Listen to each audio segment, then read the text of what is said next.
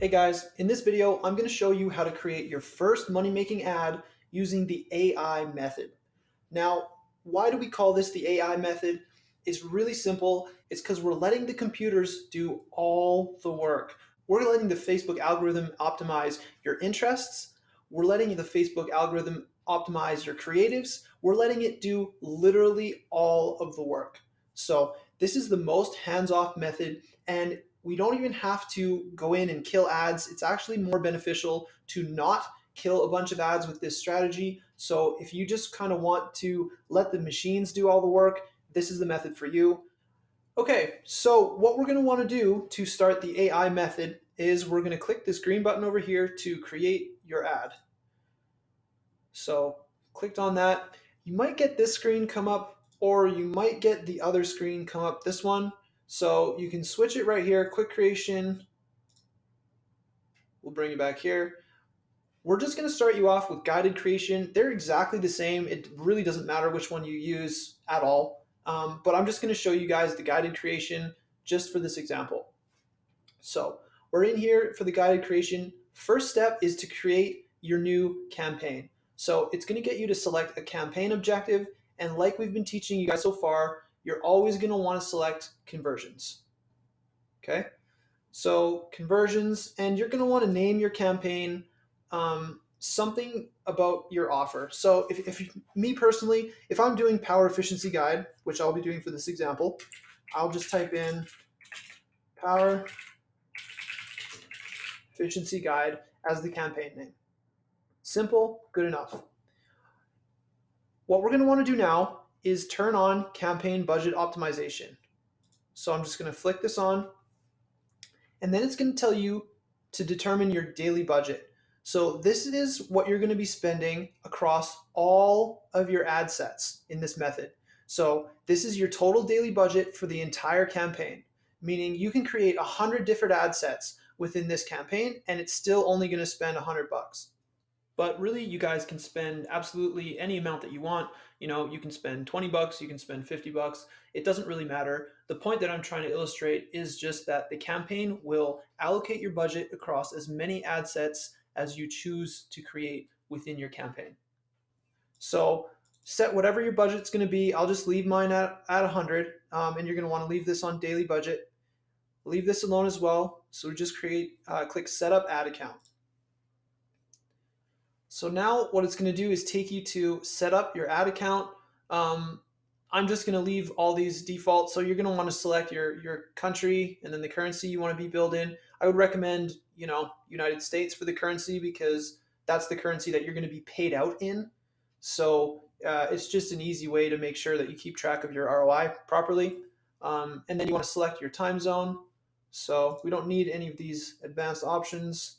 You could change the account name here, but I mean, it doesn't really matter because you can do that anytime. So we're just going to continue.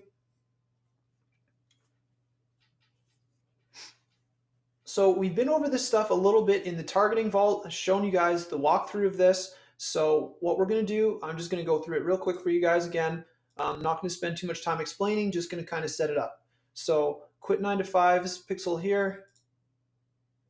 I'm just going to select the pixel that we want, and then the conversion event, like I was saying before, we want it to say purchase. And I'm sure some of you guys will notice that the pixel is red right now. It's got the little red ball beside it. That means that it's inactive right now, so it's never received a purchase yet. So your guys' is probably going to be green if you've tested the pixel and if everything's working correctly. If not, that's completely fine as long as your pixel's been set up.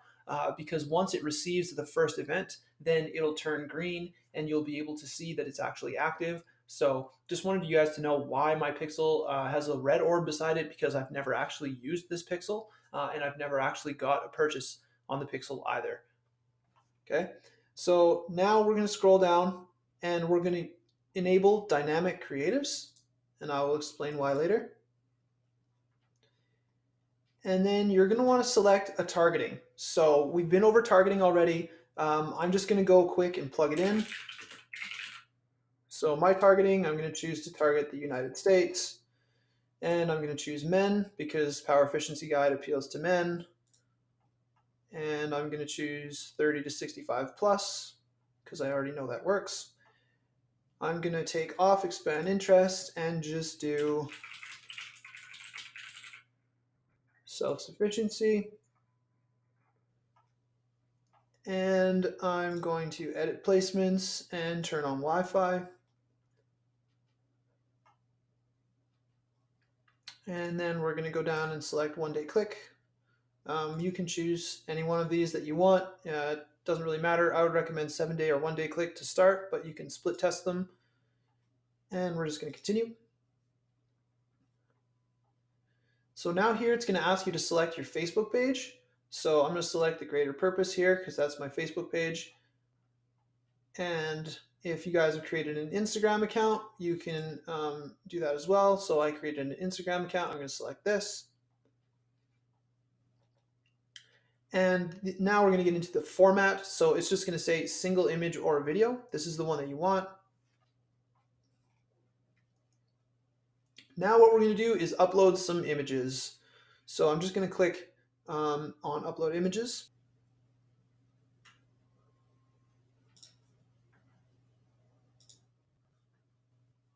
So I just selected one image there. I'm going to go back and I'm going to select all my other images in my folder because we have a dynamic creative. So I'm just going to do that really quick.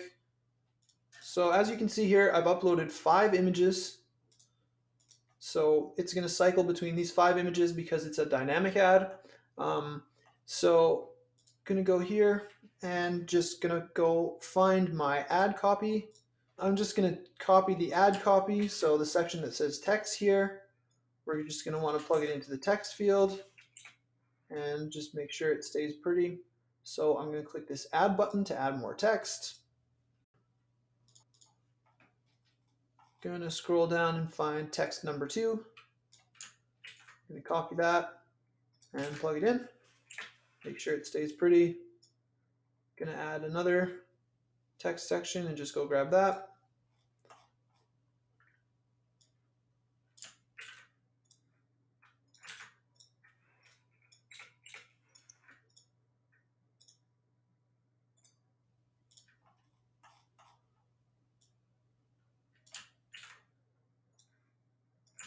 Fourth one. And now what we're going to do is just grab the 5th. Okay, so the 5th is none. So that's fine. We'll just leave this blank. So for the dynamic ads that are telling you no text, so you just want to open up another one of these and just leave it blank. For the website URL, so you know, if you're doing HTML, all you're going to want to do is do your domain and whatever extension is on here, whatever subdomain. So mine is quit925demo.com / so I don't actually have a power efficiency lander loaded up, but I'm just going to show you guys what I do just to illustrate my point. So I copy the link and just making sure that the lander is actually functional before I go in. We've already tested that the lander is actually tracking before this point. So you want to make sure that you've checked if your lander is tracking on desktop, on mobile, on everything you can. So we're assuming that this lander is tracking by the time we're plugging it in. And then we're just going to put it in the URL field here.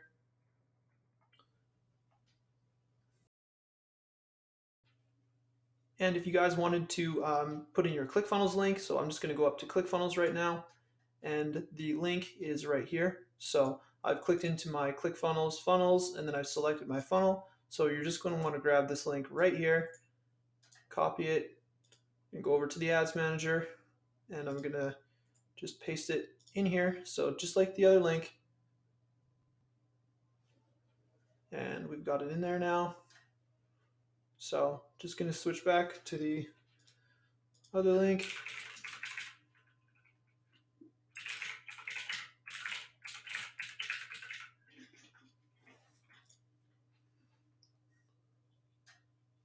Then we're going to move on to copy all the headlines in there. So I'm just going to go bottom to top now.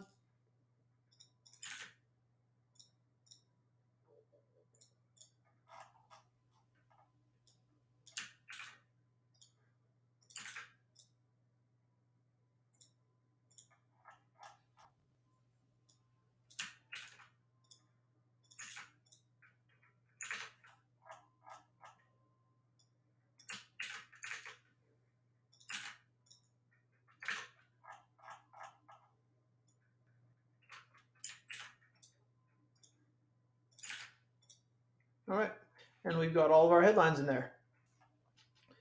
So now what we're going to do is we're going to add a button. So I just click to add the button, and we're going to do shop now. Okay.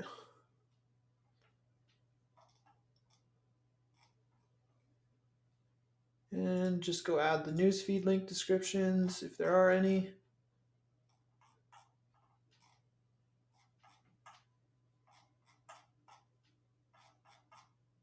So there are none. All right, we're just going to move on. Now we're going to add our URL parameters. So just like we showed you, just going to type in TID equals and then add 1. Okay, so there's no question mark here because Facebook automatically puts the question mark in for you. So just TID equals and then whatever you want to classify it as. Just that's what goes here. So now that we've done that, we're just going to have a quick look over the ad just to make sure that we didn't miss anything. So we're going to go through. There's 5 images. We have our 1, 2, 3, 4, 5 texts. We've got our link in here. We've got 1, 2, 3, 4, 5 headlines. We've got a couple buttons, and it's showing up here, and it looks good. So what we're going to do now is we're just going to publish it. So confirm. All right, so our campaign's been published. What I'm going to do, because I don't actually want to spend on this campaign, so I'm just going to shut it off so I don't forget. You guys are going to want to not do this, just keep it on. So just explaining why I'm doing this. This is not something that you should be doing. So we're going to go into our ad sets tab now, and we're going to put in a bunch of different targeting. So what we can do is just select the ad set that we want to duplicate. And what this is going to do is this ad set contains our ad, right? So our dynamic ad that we've created, if we duplicate this, we're not going to have to repeat this step again. So the beauty of being able to duplicate stuff is you really only have to enter your creatives once. So let's just duplicate this. And let's say we're going to want to do 9 more copies. So 9 different targetings that we're going to include in here, just because I'm doing $100 a day. I want to hit 9 or 10 different targetings, and as a general rule, you want to at least do $10 a day at the very, very bare minimum per ad set. So we're going to be doing 9 copies, and we're just going to put them in the original campaign. We're not going to. You can do existing campaign as well. It's kind of the same. It's just going to make you choose it, but original campaign works. So duplicate the 9 copies within there.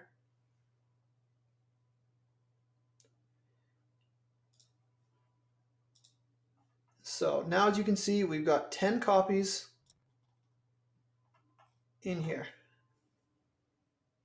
All right, so now what we're going to want to do is we're going to want to go into each individual ad set, and we're going to want to select a different targeting, and we're going to want to name it accordingly. So I know I forgot to name this original ad set earlier, but I'll change it and I'll publish it for you guys just so you see what I should have done. So we're just going to scroll down. We're going to keep it in the United States, but we're just going to change this interest. So I've selected 30 to 65. I'm starting fairly broad, so automatic placements, just edit placements and check this off. If you guys want this to be able to duplicate, a little bug in Facebook is you're going to have to take off one of these check marks for it to stay when you're duplicating.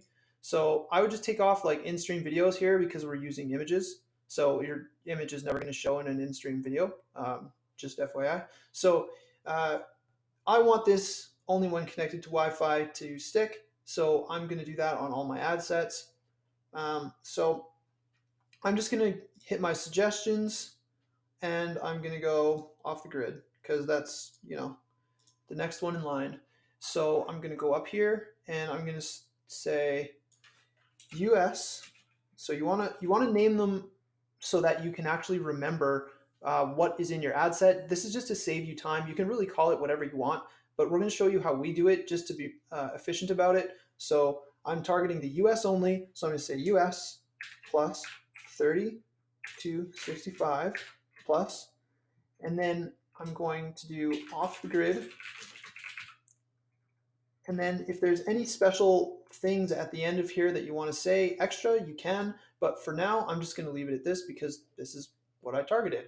So it's really that simple. So now I'm just going to minimize this. And then I'm going to go here and do the exact same thing. So US plus 30 to 65 plus, and then we're going to go select another interest. So suggestions, we already did off the grid. Just do sustainable living. And sustainable living. And then just keep moving on down the line.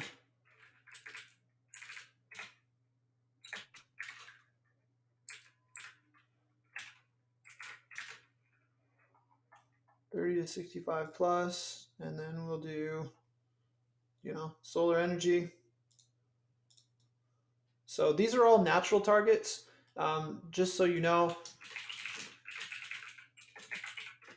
what I'm going to do is I'm also going to pull up my sheet because I did my market research. So the market research game plan sheet, let's assume that I did go into my audience insights and I did plug in some of these natural targets, and I found some unnatural targets. So I would pull up my sheet and then I would just take some unnatural targets from here, and then I would come over and I would plug them in here. So test some natural, test some unnatural. Obviously this is for a different offer.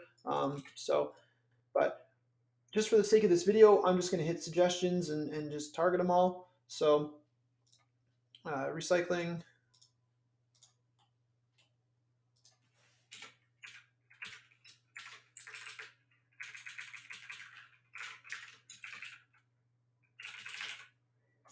And pretty much you guys get the point. So what it's going to work out to is you're going to have a whole bunch of different ones down here. So I'm just going to pause this and I'm going to go just rinse and repeat this same process until I have a bunch of different interests within my campaign. And we're back. So as you guys can see, what I've done is I've named these ad sets according to the targeting. So each one of these has one interest in it. I've done some natural, some unnatural targets. I've pretty much kept the age pretty broad. I've kept the country in the US just because that was my decision. You guys can do worldwide or you really whatever you want. So this is just what I chose. And this is a pretty broad option. US is always a good go-to. If wherever you're starting, you can just start in the US. It's a great starting point. You can also just do worldwide right off the hop, completely up to you.